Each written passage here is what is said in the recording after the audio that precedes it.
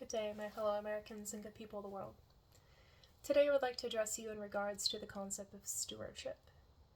Stewardship means the careful and responsible management of something entrusted to one's care. And the reason why I'm bringing this up today is, of course, because it relates to my good work of Eudaimonian welfaring stewardship, which is what I hope to bring about as a new identity that America can assume that will help us to better relate with one another and to give us a distinguished purpose by which we can move towards working together as a nation, conform ourselves in unity, and accomplish something great that we can do only together. And it will give us something to unite towards and work towards and everybody benefit from in mutualisms. The other reason why this word has come up today, because today is one of my dear friend's birthday. She turned 63, and I traveled this weekend to go visit her, and I asked her, what do you want to do for your birthday? And she said, well, I would like to go to the Oregon Museum of Science and Industry because they have a brilliant display for the Titanic.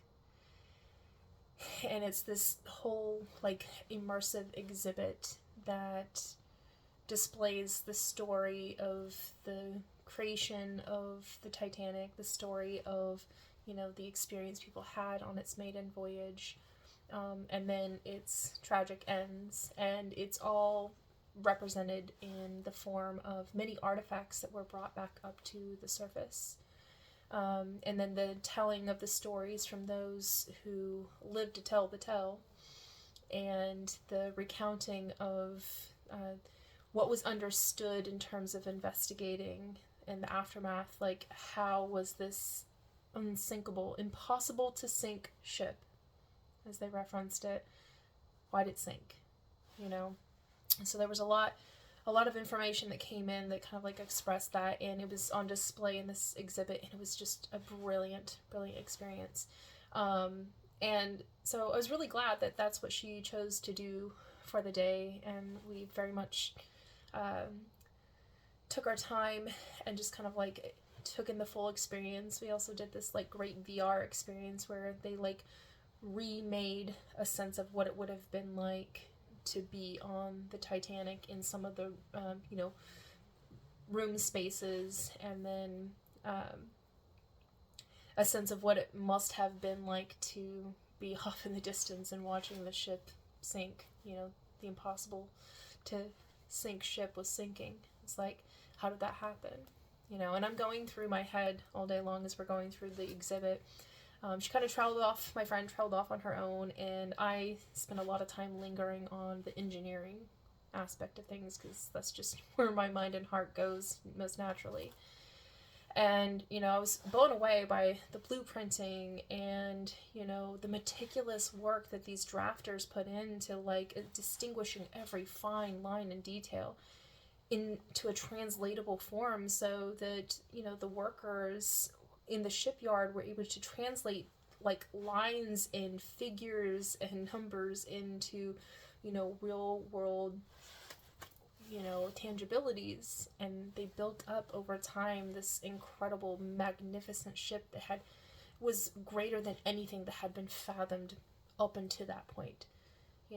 From everything from the extra holes, it was 15 or 16 holes that it created to make sure it was unsinkable, and the millions of rivets that were put into it, most of them put in by hand, and then the new ways they had to innovate a hydraulic system to be able to bring the rivets in, where it kind of eased the process. It took 10,000 people 3 years to build this magnificent ship.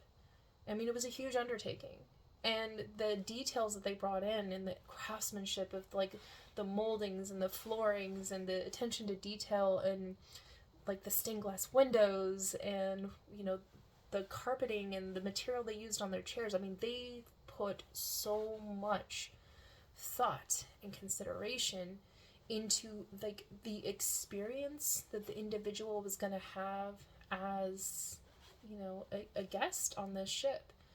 They took so much care. That was the might of great care to build up this incredible, magnificent vessel, and to really want for every person in every class, you know, on the ship to really have a good experience, a memorable one. And it was luxurious, and it was incredible to see everything that was put into making this a reality. And then, of course, you know that the story goes that the Titanic sunk despite being this unsinkable ship. You know, and what I gathered from the experience is that somebody who was supposed to be a steward, supposed to care, you know, didn't do right by the people who entrusted their lives to that individual. You know, and the crew and everybody that was supposed to be responsible failed in their duty to be good stewards. You know, the lives of the individuals, you know, all of their personal property, like, and the ship itself, this was all things that were entrusted to the care, you know, of these stewards who did not do their job. And the ending was tragic. And, you know, this really came into my mind a lot today. Like, I have a personal, like, family relation to the events of the Titanic. Not specifically, like, I don't believe that I have any family members that were directly on the ship and impacted in that way. But I have a relative, Enrico Caruso, who was an operaist tenor who, 12 days after the ship sank, put on a fundraising charity event. He participated in the charity event at the Met in New York, and he sang a song called The Lost Chord. And he recorded it that afternoon and then sang it. And so he was participant in trying to raise funds for the survivors, you know, just 12 short days after this tragedy happened. And so it's interesting to think that we all somehow have some sort of connection to the events of the Titanic. Even at the very least, the sense of, you know, this was a ship that was bound for New York, and it was supposed to be this incredible story of this magnificent, unsinkable ship that, you know, came in with this great, you know, success and so much fanfare, and all these incredible people were a part of the maiden voyage. It was supposed to be this fantastic thing, and it ended up becoming, of the time, one of the most tragic things that had ever happened. You know, so many lives, important lives, so many, like, you know, invisible people were lost. And it's all because of, you know, mistake after mistake that didn't have to happen. You know, it reminds me very much of the concept of the Swiss cheese, you know, effect. It was like there were opportunities to, like, stop a problem from, you know, cascading and becoming worse. And there was neglect, and there was dereliction of duty, and there was, you know, human failure, and there was, you know, arrogance, and there was, you know, something was constantly allowing people to, every time they were given an opportunity to stop, you know, and turn things around in terms of, you know, outcome consequences, they chose instead to keep going along with it. And the only thing that, in summary, you can think of is arrogance, you know? And it's sad. It's really sad to think that so much that had been put into making this happen. What a waste. So much that made this ship possible. What a waste. All those lives lost? What a waste. all those lives that were impacted who survived, oh, what a waste. Their story could have been so much different had only those few people whom it was their responsibility to be stewards did the right thing and did right by the people who entrusted their lives to them. Things would have turned out differently. And, you know, it was a very humbling experience to go through this today.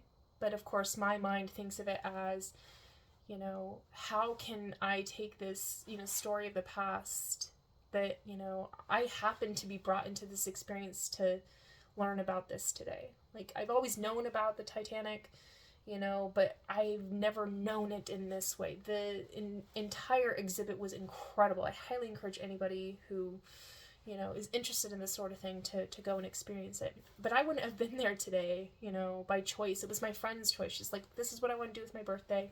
This is what I'm all about. Let's do it. I'm like, all right, you know, happy birthday to you. So we went and we had this, you know, amazing, you know, experience and very enlightening. But my mind is always thinking and churning in gears in terms of like, how can I translate what I'm learning in this moment, you know? It's the story of don't get so caught up on where you're going that you forget to make the most of where you are.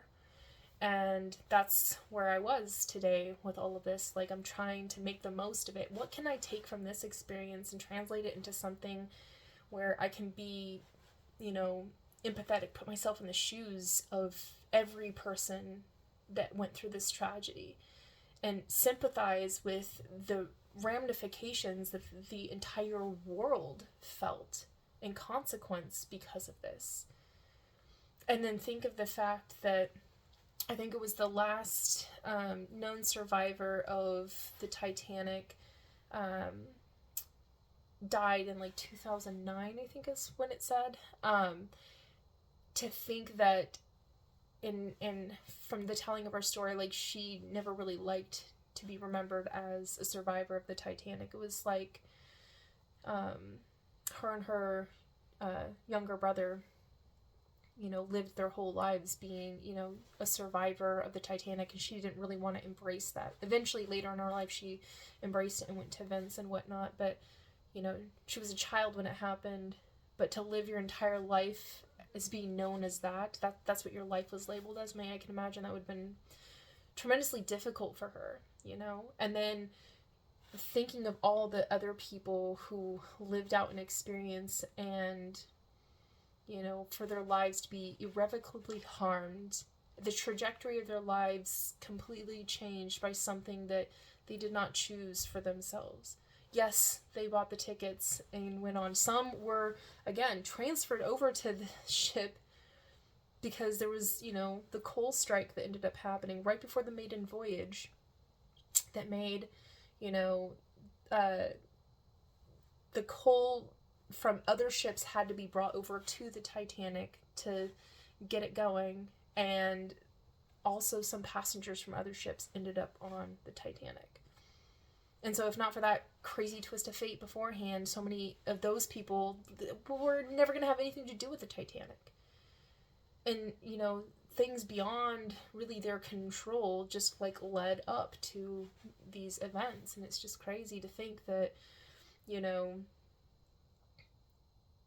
the ship needed to go. It was its maiden voyage, and it made so much sense. It took, like, you know, 6,000 tons of coal to be carried on the ship in order for it to make its voyage. It took 600 tons a day for it to get going where it needed to go. And so it made sense that, you know, they had to transfer because there was this shortage because of the strike, to be able to take it from other ships. And it makes me wonder also, like, how many people were impacted by that.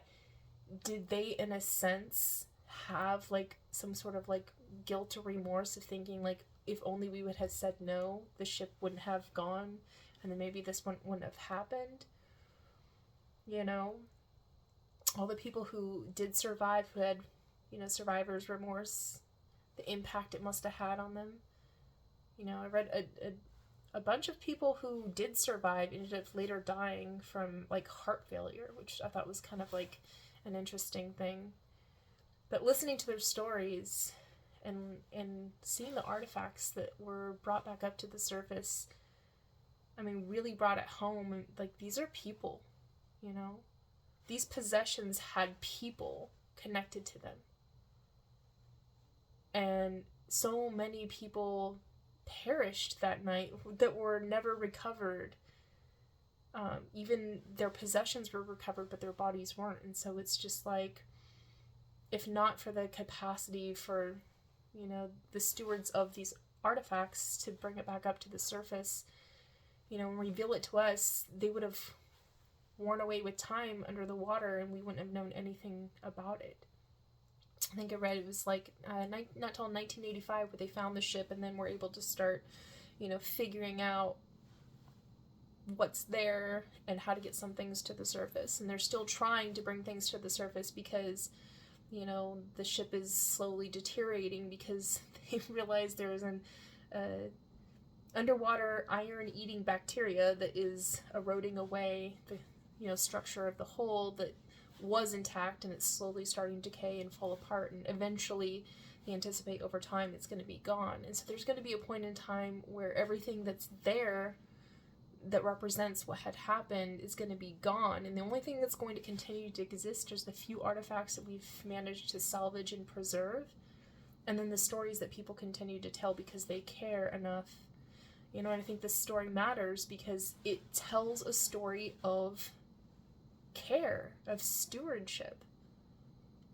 Had the people who were ultimately responsible for this magnificent ship done their job and weren't so arrogant to think that it was impossible for this ship to be sunk, that they didn't have to do their duty,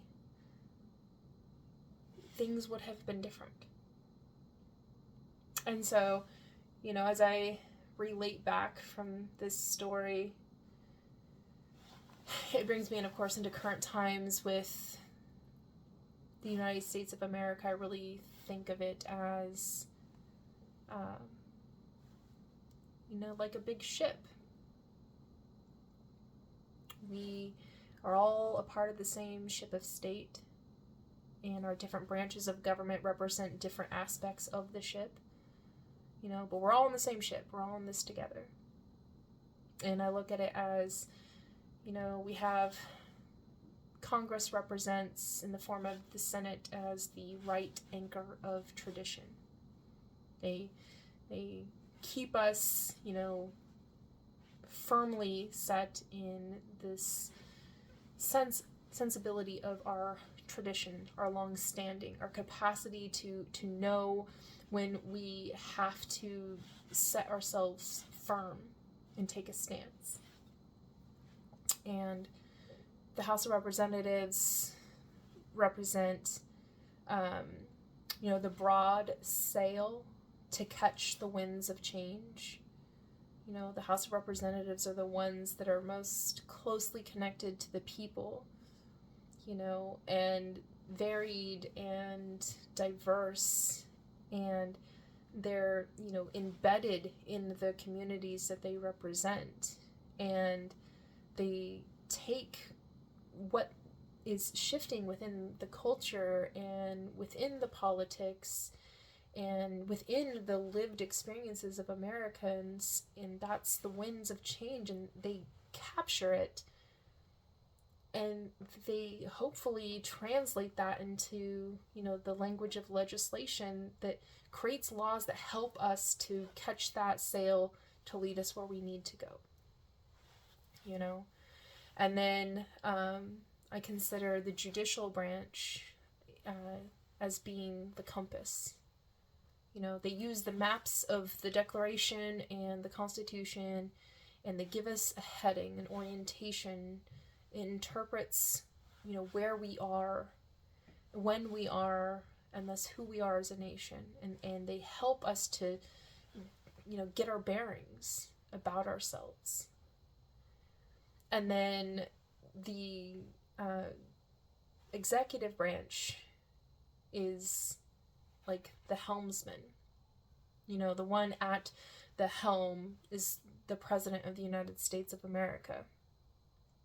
and they steer us and guide us in safe passage, through, the waters and through whatever storm, and they direct and give guidance to, those that are manning the ship.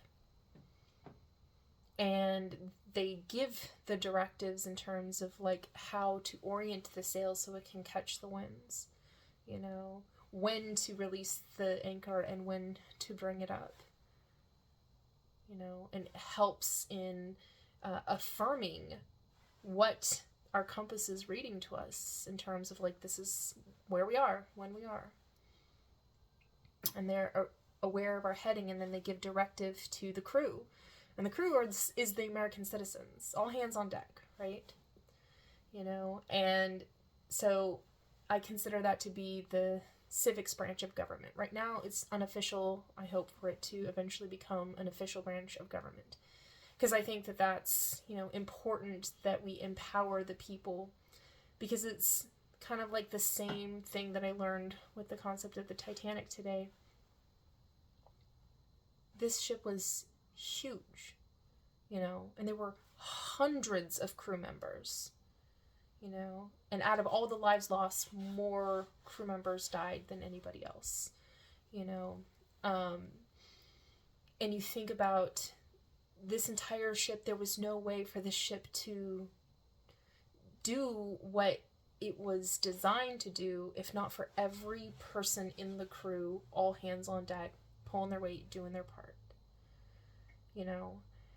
And so thinking of America as being like this really large ship of state, it's really disturbing right now to me that those who are in positions of leadership, who are supposed to be like stewarding our safe passage through the murky waters of, the global situation right now, they're failing us.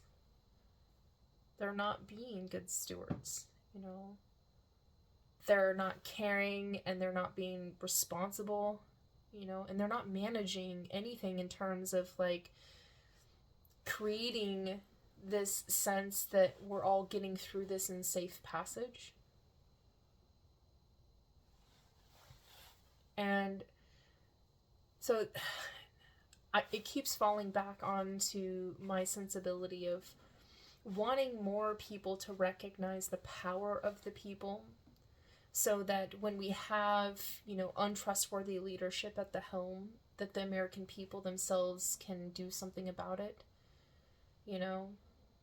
and because we don't want somebody who's just going full steam ahead, even though they're being told there's icebergs in the water, but they're just like, no, we're going to get where we're going, and ignore all of the signs that something's amiss, and they lead us into this terrible catastrophe. Like, I'm really concerned about that right now. And it takes so much to run a ship that we don't have people in any positions of our federal government right now who are being stewards, intentional stewards. Like, they care to make sure things work out for everybody.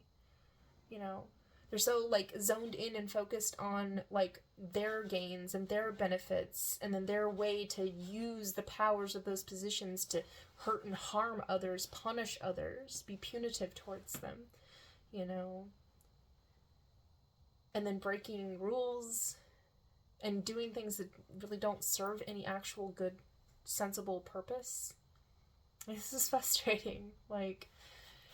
So, leave it to myself to spend a day, taking in this really interesting historical experience and taking that historical reference in context and bringing in the situational context in terms of where America stands right now and where I find myself in this context as well, of I have a heart to want to lead America in a good direction.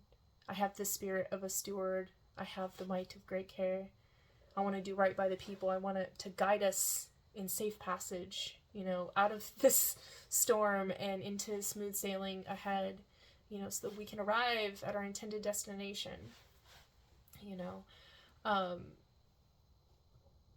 but I am, just but one person, and not exactly in the most prime position to be considered a leader. It's kind of the other thing that I learned today,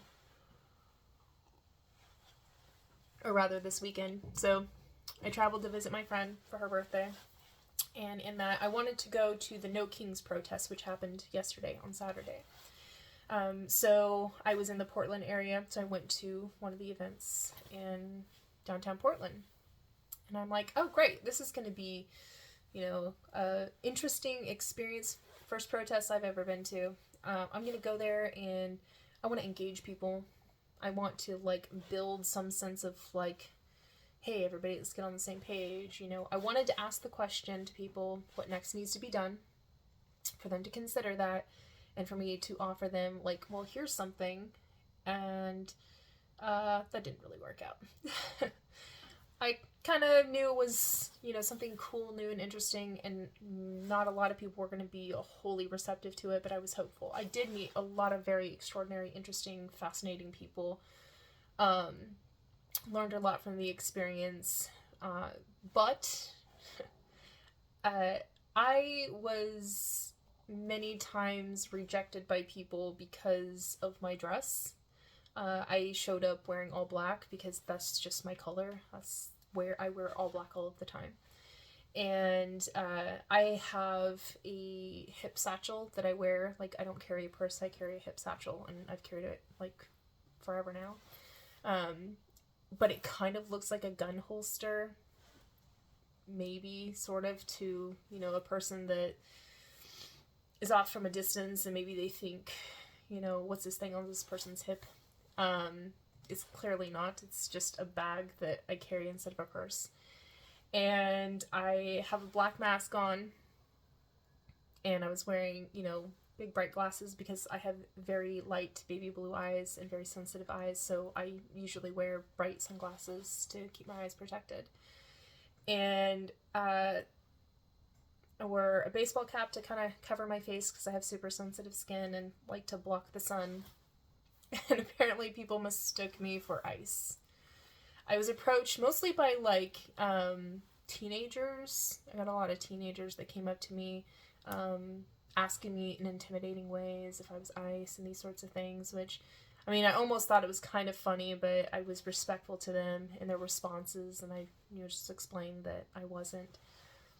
But I kind of realized that maybe they were the only ones that were truly brave enough to come and approach me and be like, who are you and why are you here? Are you ice? But then I started to recognize, well, maybe other people are thinking the same thing. So I guess that kind of put a, damper on my plans to go out and just meet people and introduction, and try to introduce them and invite them into a different kind of experience. So that wasn't as receptive as I thought it could have, would have, should have been, but it's okay. It was a learning experience. So recognizing that my intent and what I wanted to do was not going to be successful. People were afraid of me. I wasn't trying to be that way, but I wasn't going to leave. Part of it was also, shed your fear. Why are you automatically default assuming that, somebody just because they're dressed in black and have a mask that they must be ice? It's I wasn't wearing body armor or anything like this. So it made me realize people are on edge and they're really freaked out. So I stopped trying to approach people and I just became an observer. I do what I do when I travel all different places. I take a sociological approach to immersing myself in the culture and in the experience and in the event. I'll be amongst the people, but detached, because I'm not trying to impress myself upon them. And I, took videos so that I could, capture the essence of the moment in ways where I was able to videotape as I was observing in different directions as well, so I could take in more broad view. I started accounting for the types of signs that I saw. Lots of negativity. I mean, I understand, and I'm very compassionately understanding of the fact that people are hurt and they're angry and they're frustrated and they just want to express that, you know, and they're pissed off, and I get it. But, you know, to me it wasn't a good sign to see so many signs that were wishing ill will to other people, regardless of who those people are. And so I was really disappointed in my fellow humans for some of the signs that I read and I saw, especially because there were young children there that were impressionable, who clearly know how to read. And so now they're reading these things and they're trying to interpret what they're seeing. And what is that doing to their mind to make them think that, was that okay? So that really frustrated me. But again, with the sympathy and understanding, like, you're mad and you want to say something, you want to do something about it. But it was like, this is also a very public event. And there's people of all ages here. And you are setting a standard, setting a tone here. And people are taking that in, you know, and words mean things. So I counted, you know, in an aggregate. I went from like the front part of the protest, once everybody kind of like met at the Battleground Park in downtown Waterfront in Portland, congregated there. There's a few speakers that said some things, and then everybody just started falling in line and marching down the road. And I found myself at every stage, you know, at the beginning, and then I like shifted myself kind of farther back and farther back and farther back throughout the entire march as they began marching. I also, while everybody's congregating, was walking in different parts of the park to take in what people were doing as they were, like, you know, in their holding pattern, waiting for the actual march to start. Listening to what people were talking about, reading the signs, witnessing the community that was involved. You know, there was a bunch of like drum lines that were playing, which was awesome because I love drums. Very much enjoyed that. Lots of different music and art. There was this one place where they had poster boards and stakes and markers, and they were letting little kids make their own signs, and they were, some of them clearly didn't know how to write, so they were just drawing little circles and holding up their signs. They were so excited. It was great. It was so cool to see that. And there was, you know, I saw, Portland is very weird, and I love Portland's weirdness.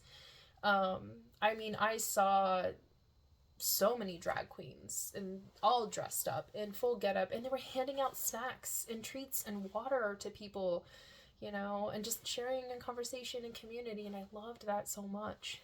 And then,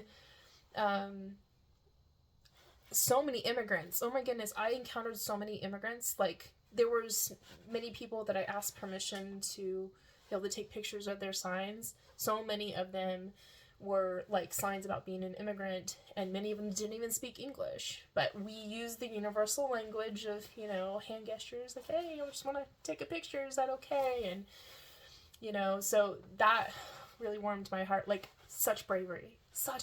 Like, I'm gonna come and I'm gonna say, like, I belong here too, damn it, you know? So I loved that so much.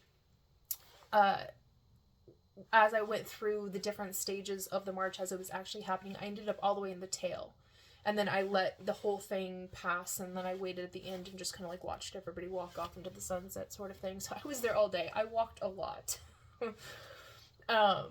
But towards the end, there was a bunch of like older people. There was this little old lady that I met, took a picture of her butt, and it was great. It was talking about Democrats and Republicans and independents need to come together with care. And I loved that button so much, I took a picture of it.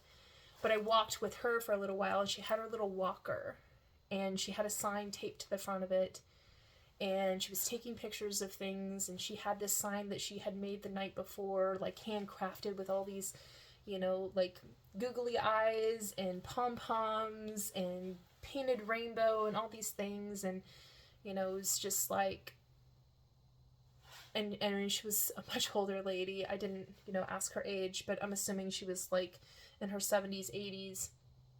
And she's like, I had to be here. I wanted to show my love and support, and, walking with her, and then she's expressing, how she gets involved with her community, and invited me to, experience an event with them, and just expressing like how excited she was about everybody showing up, and she was really happy to be a part of the process.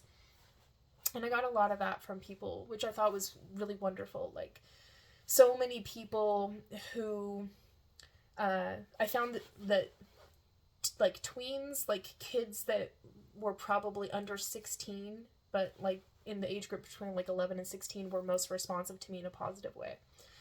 And I usually connect with that generation like very easily. Like, I have this just fun person spirit or something like that. It was like they vibe with me really well. Children of all ages do. But it's like they caught on, and I was just like, oh my gosh, I love your sign. Let me take a picture. Did you make this? And we're sharing conversation. And as the children were receptive to me and conversing with me, the adults around them started to calm down. They weren't so intimidated by my black clothing and mask. And so people were able to allow me to talk with them. So as we're marching together, down the street, across the bridge, people started like opening up, and like we're talking, and there was a lot of chanting, and there was just a lot of energy, and it mostly felt to me like people were just, they wanted to be somewhere, and they wanted to do something, and they wanted to feel a part of something that was bigger than themselves alone, and they wanted to feel like they were being activated, and they weren't just like doing nothing. There was a lot of that. And some of the things that I heard people like just talking about, because, again, I kind of put myself in this like, wallflower type position in many cases, and I'm just listening to people, not eavesdropping, but like listening to the people in their natural state of like how they're communicating with one another. And much of it was in a sense of, like deep and profound disappointment in America, and frustration that they had to be there, but happiness that they weren't the only ones that were there, And it really, really sat with me, and was just thinking, like, if we had stewards leading our nation right now, if we had a steward for our president, they would be leading us in safe passage, in a position where people wouldn't have to take, their day on a Saturday, beautiful, gorgeous Saturday. Like, before the event started, I went to the farmer's market that was in downtown, and experienced the people there, and was trying to get like a sense of like, are these people going to, eventually go to the protest, and just take in the city, and, brought some fresh produce, and it was wonderful. And went from there up to the waterfront. And so I'm taking in all of these people, this sense of like, there's so many more things people could have been doing on this Saturday, but we got to be doing this, There was a lot of that sense about it.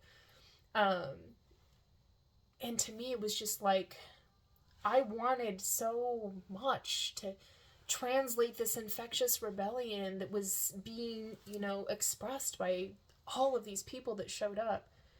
I wanted to put it into an actionable form.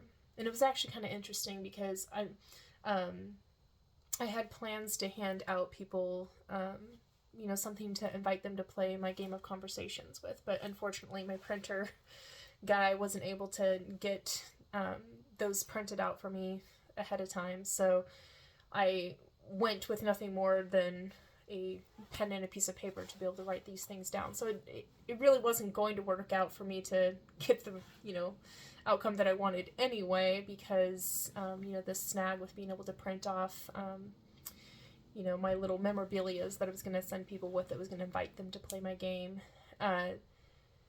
But so I had a pen and a paper, and so I was writing out to people, an invite to this, knowing that a lot of people were not as receptive because it was like, what's a strange person just like writing their contact information down and handing it to me.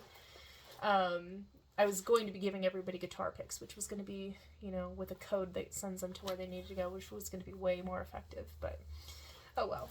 I think everything happens for a reason. I'm sure that worked out exactly how it was meant to. But, the few people I was able to connect with and, like, share this with, I was like, this is this thing that I'm just trying to do, and I thought it was interesting, especially because I would encounter people who were referencing music, playing music as they were going. There was this one lady, I loved her sign so much. I didn't get a picture of it, which I should have, but I just, like, took her in her glory, and was like, I marked the memory in my mind, and I'll forever remember it. It was so cool. But it was like this backpack hitch that she put on, and had a sign that said, "Insert your favorite rage lyric here." And it was just like, that's so cool. I love that so much. So I invited her to play my game. And if she does, she does. If she doesn't, that's perfectly fine. But there were so many people that were like that, and I'm thinking to myself,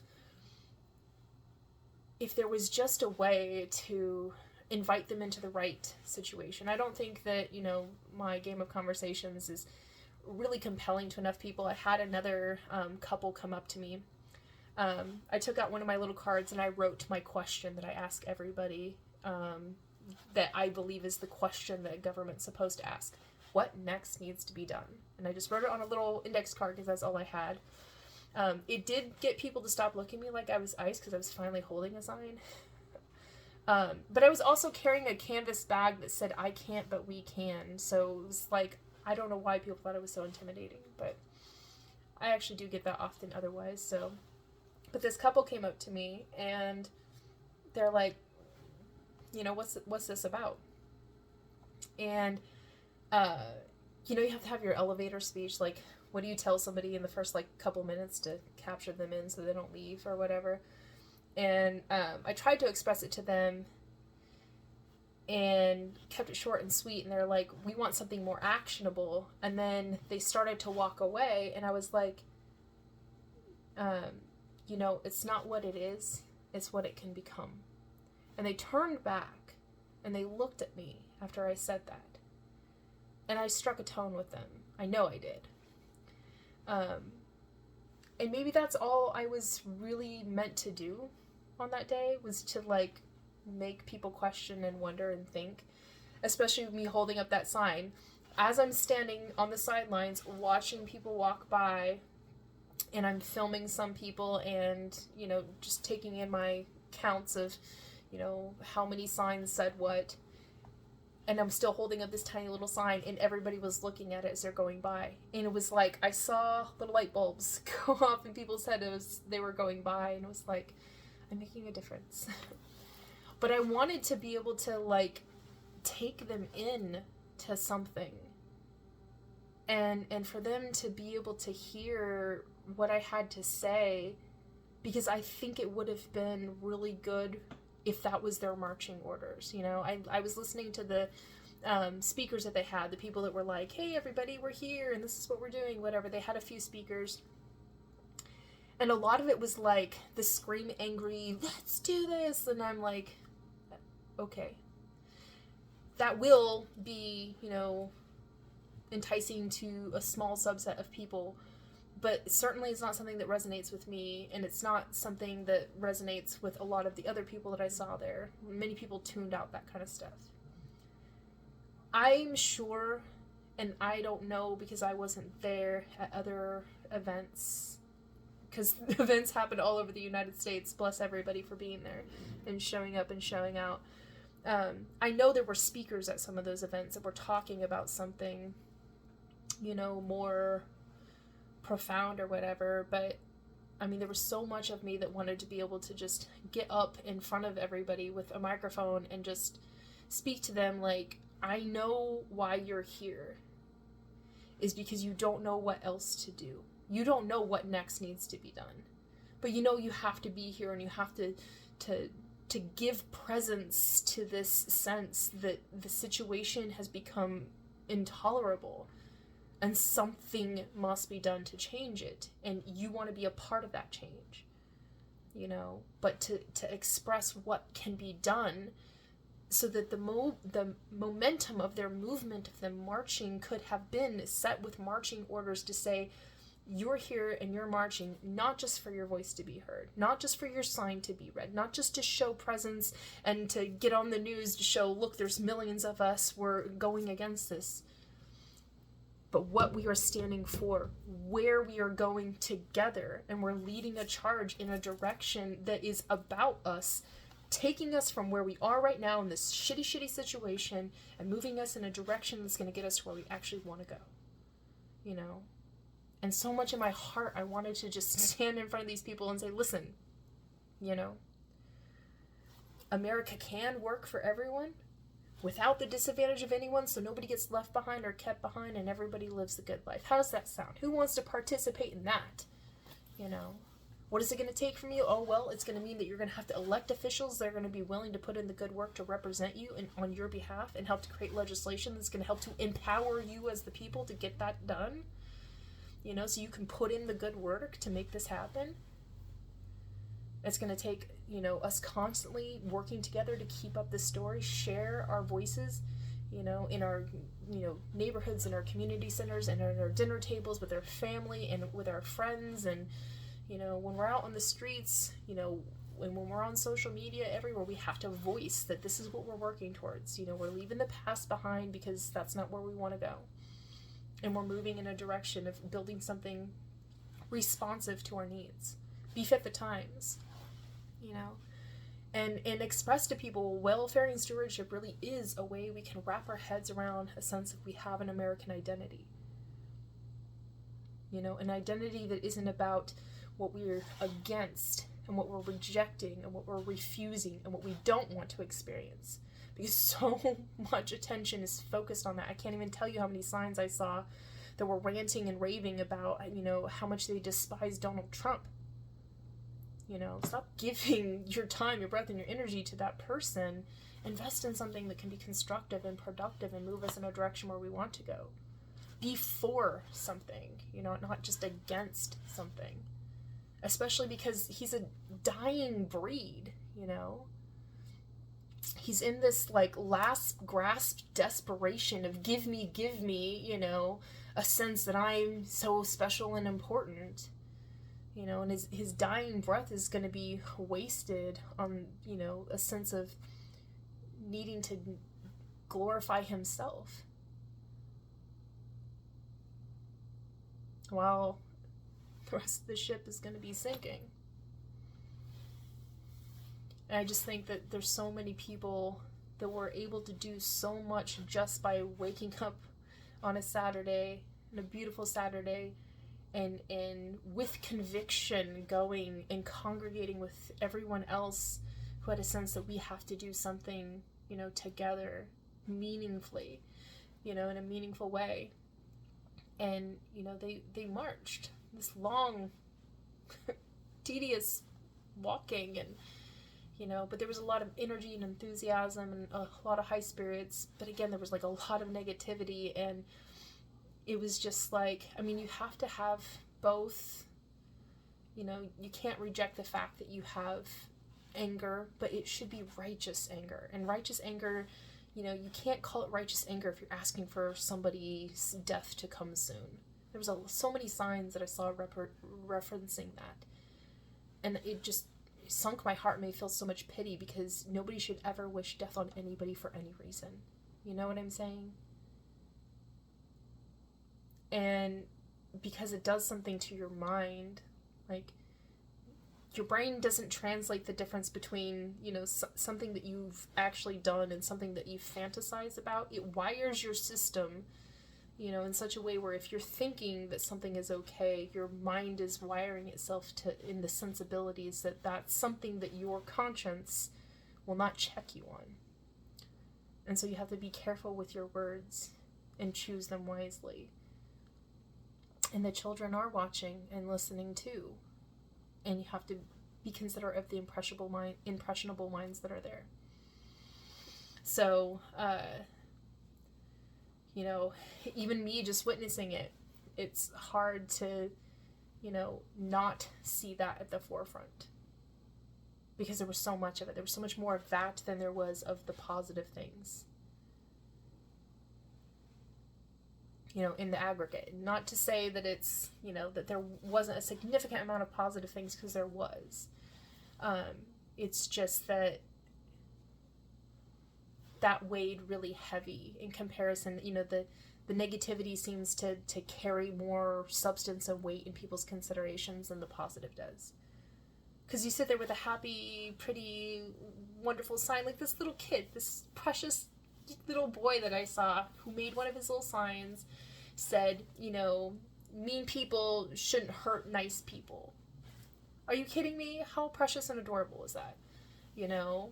But, you know, somebody that's me looking at this kid being like, I'm so tremendously proud of you, of finding your expression and voicing that and being here and being a part of it, you know, like, me looking at that and being completely wowed and amazed by it, and, you know, it's a deeply embedded memory, you know, for me now, where other people, like, probably didn't even pay attention to that, but so many people, like, laughed hysterically about, you know, many of these, you know, signs that suggested violence.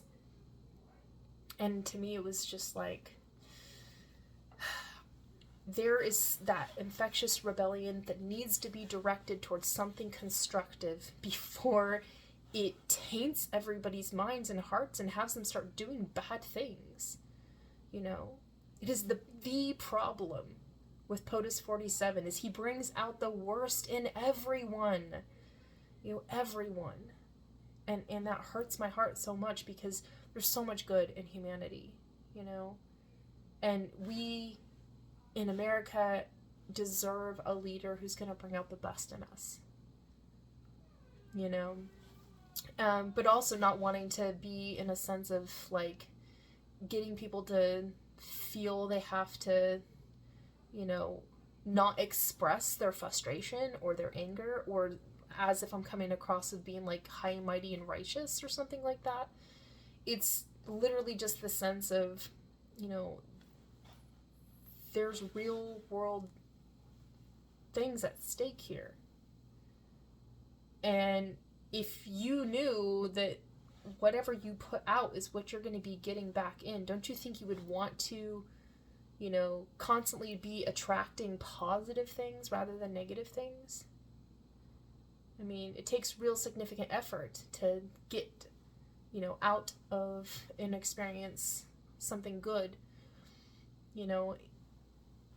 But if you're putting in something negative, the chances of you getting something positive out of it is really, really, really slim, you know. And then it takes a tremendous amount of conscious effort to transmute something negative into a positive if, you know, what you're experiencing is negative. So, like, let's put that into a context of, if you had an opportunity to sit face to face with Donald Trump and you were able to have a conversation with him, and the type of conversation that you had with him determined the outcome of America moving forward, would you sit there and, you know, belittle him or bitch, piss, moan, and complain at him, or tell him what a terrible human being he is, you know, or tell him all the things he's doing to hurt everyone and all these things that he's doing wrong and all the ways that he's not doing right by the people?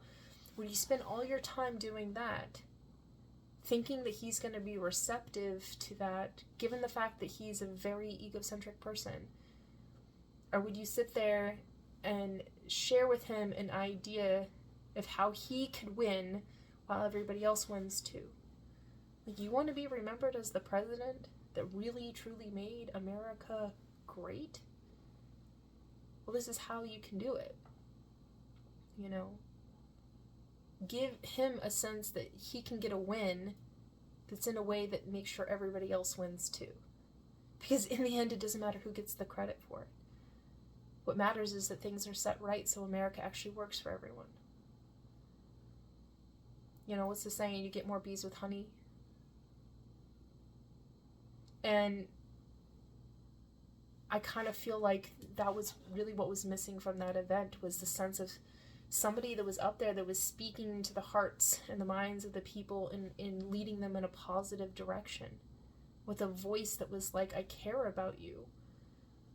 And I want for your best, you know, and we're here together, you know, not because this bad thing is being done to us, but we're here because we're going to do what it takes to set things right for us, you know, because we have to take it in our own hands. Because the people that we've placed trust in are not being good stewards. And, you know, I didn't hear that there. And I mean, I'm sure there were plenty of other places where, you know, speeches were made and people were activated and, you know, organizations were set up and people rallied around accomplishing things and getting things done together. I'm not saying that that didn't happen. I wasn't everywhere, so I don't know. You know, my experience was wholly, totally different, and it was my first protest, probably likely my last protest, at least as a protester.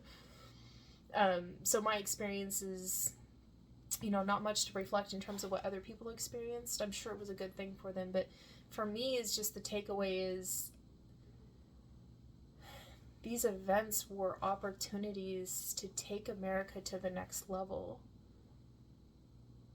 And instead of every person walking away from there with a sense of an assignment that they're working towards all collectively together, you know, the next thing people are assigned to do is to participate in a general strike, which, you know, you really have to think if that's going to be extremely difficult for a lot of people to be able to do, you know, and yes, it will, you know, send a signal and send a message, you know, that we have power and we're going to choose and we're not going to participate in your, you know, economics, and we're going to send a signal to you in that way. And yes, it's activism and it's great.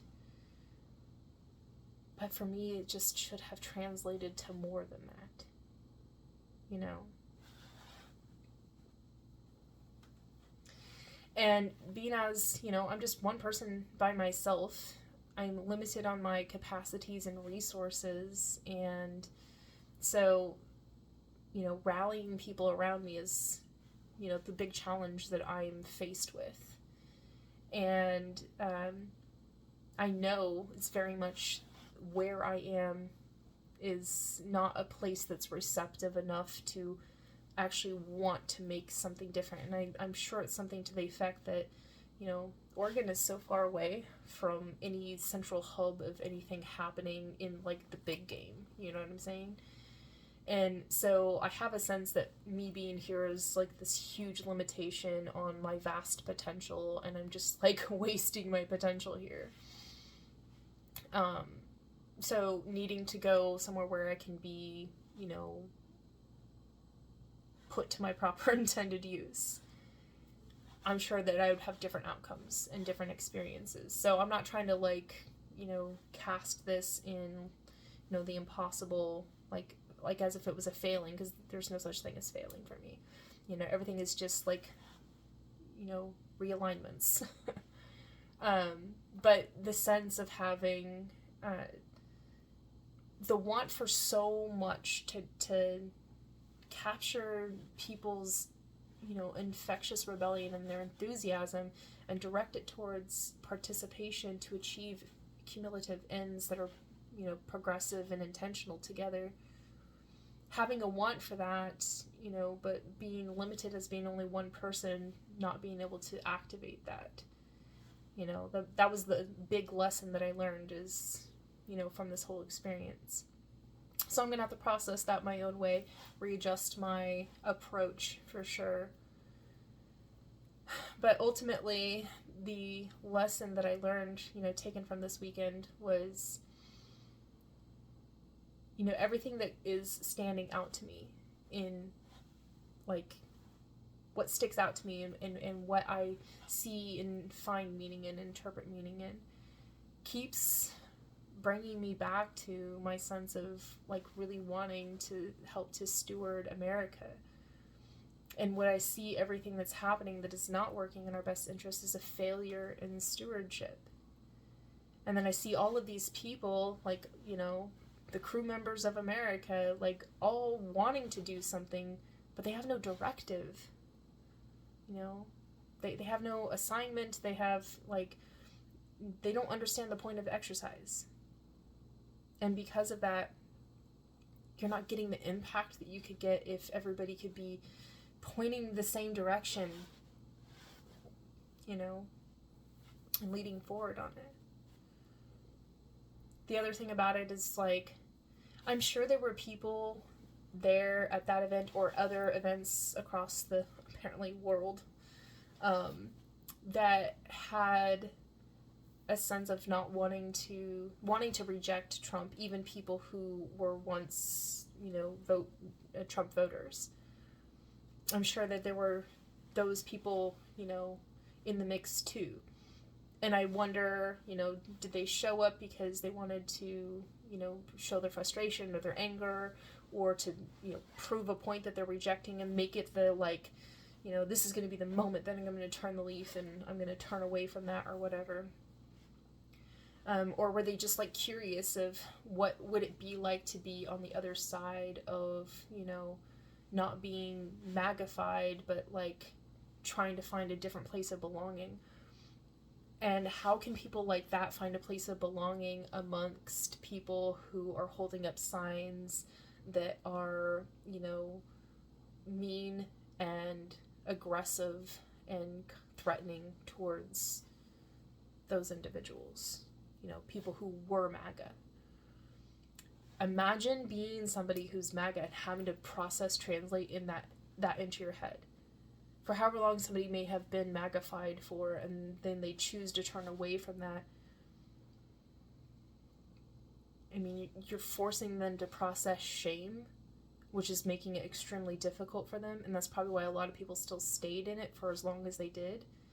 You know, why so many people ask, like, well, why is that your breaking point from it? It was like, I'm sure it's an accumulation of many things, but also the hardest thing for people is to accept that you made a mistake.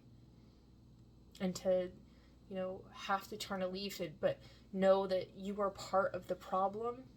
You know, it took you a long time to be able to, you know, see it for what it was worth and what you could do about it to break away. But we should want to welcome everybody in the terms and the conditions of, like, you're American too, and you care, you know. And it shouldn't be about otherisms. I'm like, I don't like otherisms. I have to use the terms because the limits of the American language, you know, English language, not American language, but English language is so constraining that to express to people, you know, certain things, it's hard to do because there are not always enough words. You know, that's why I wanted to involve people in music, because I wanted them to realize there's something about music that captures their sensibilities and translates it in a way that, you know, other people can capture the sensibilities about it too, even though, you know, they may not, you know, particularly like the song as much as you do or something like that, but you can catch the drift, so to speak. That's why I was hoping to be able to create that humanness connection, because on those terms, people might be able to have better ways of relating. You know, I think of it in terms of a lot of musicians that have unfortunately had their music exploited by people in federal government, using them on federal government accounts to promote ICE or mass deportations, you know, or Trump's campaigns or something like that, and these musicians, like, ask them to stop doing that, stop using our music because you're putting it in a context that is not reflective to our, you know, sensibilities and our beliefs, and the fact that the U.S. government, people in U.S. government are, like, disrespecting musicians to not, like, be like, okay, I'm sorry, I won't use your music or whatever. To me, it's, like, such a huge disrespect. But in that sense, and if you take it from the perspective of something about that music carried over and was translated by these people as having a weight of significance, the weight of sound carried in relation to them. And now they may put it in a context that's negative and not intentional in the original spirit of intent, but it captivated them, and it expresses something that helps them to further translate their own sense of expression. So music is a universal language in that way. It transcends barriers and borders, and it could be a way that, given the right context, it could be a way to, build some bridges amongst people that are different and varied. That was really my intent of trying to go and get people to play this game, but I understand people are not in creative mode right now in terms of thinking, let's build something together, and then that could be the solution for us to fix things. People are looking for something to just be done in a pretty little package and presented to them, and then they get to take it like it's a gift and say thank you. They don't consider themselves as needing to be a part of the process to build it, to make it, a reality. And so, I think that's a great problem that we have, but I felt music could have been that simple thing that we could have worked on together. I still believe that, and I'm still I will never stop speaking through music because I love it. And I know that many people are receptive of it, but it's not necessarily the thing that's going to get everybody to want to be involved. Eventually down the line, I'm sure it's going to become, this great way for us to find peace, love, and unity with one another. But right now, people need something more, tangible and apparently in your face, and in a sense where it's actionable, where they feel like it is doing something to move the needle in terms of the political climate, and it's I would love to work on doing those things, but I don't have the capacity to execute in those ways to bring those tangibilities about that people can involve with. It's not that I haven't built out the blueprints and schematics for it, it's not that I haven't considered how this can be done, but I'm one person, trying to do a thing from a very limited place, surrounded by people that, are not invested in wanting to make this type of change, they're just living their own lives, and I'm very isolated in that situation of having a profound potential of wanting to do incredible things to transform America, being surrounded by people who are living a very limited scope of life, and they don't want to be activated. They'll be the people that will come later, and I'm just not around the people that are ready to do the work now. And so because of that limitation, I'm not able to get where I need to go in order for me to get other people where they need to go. It's there's a missing link somewhere in that. And I feel a lot of it is, my whole personal saying is where you are and when you are is who you are. So where I am and when I am right now is not who I need to be and where I need to be. So I'm trying to translate where I'm going into that process of becoming, where I need to be in order to really bring out the fullest of my vast potential. And it's certainly not in Oregon, for sure. But, while I'm here, I'm taking in everything that I can experience from this position and from this place.